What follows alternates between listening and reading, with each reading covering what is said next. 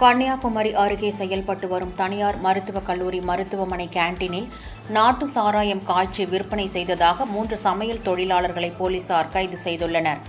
கன்னியாகுமரி மாவட்டம் முட்டம் பகுதியில் செயல்பட்டு வரும் தனியார் மருத்துவக் கல்லூரி மருத்துவமனை மற்றும் செவிலியர் கல்லூரியில் உள்ள கேண்டீன் சமையலறையில் சட்டவிரோதமாக நாட்டு சாராயம் காய்ச்சி விற்பனை செய்யப்படுவதாக கிடைத்த தகவலை அடுத்து தக்கலை மதுவிலக்கு போலீசார் அந்த பகுதியில் ரகசிய கண்காணிப்பு பணியில் ஈடுபட்டனர்.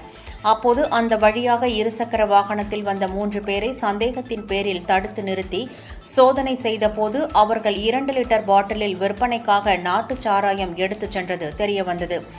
இதனை அடுத்து 3 பேரிடமும் போலீசார் நடத்திய விசாரணையில் அவர்கள் கன்னியாகுமரி மாவட்டம் தடிக்காரக்கோணம் பகுதியைச் சேர்ந்த போனீஷன், நிஷான் மற்றும் வேலூர் பகுதியைச் சேர்ந்த சதீஷ் என்பதும் முட்டம் மருத்துவக் கல்லூரி மருத்துவமனையில் உள்ள கேண்டீனில் 3 பேரும் சமையல் பணி செய்து வருவதும் தெரியவந்தது.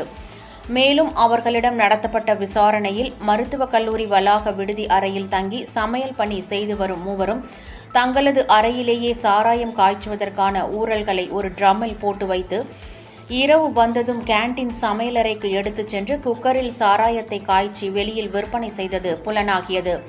இதனை அடுத்து 2 லிட்டர் சாராயம் காய்ச்ச பயன்படுத்தப்பட்ட குக்கர் உள்ளிட்ட உபகரணங்களை மருத்துவக் கல்லூரி விடுதி அறையிலிருந்து பறிமுதல் செய்த போலீசார் அங்கிருந்த சாராய ஊரல்களை கொட்டி அழித்து இருசக்கர வாகனத்தையும் பறிமுதல் செய்தனர். இதனைத் தொடர்ந்து 3 பேரையும் போலீசார் கைது செய்து சிறையில் அடைத்தனர். இச்சம்பவம் மருத்துவக் கல்லூரி மாணவர்கள் மற்றும் ஊழியர்களிடம் அதிர்ச்சியை ஏற்படுத்தியுள்ளது.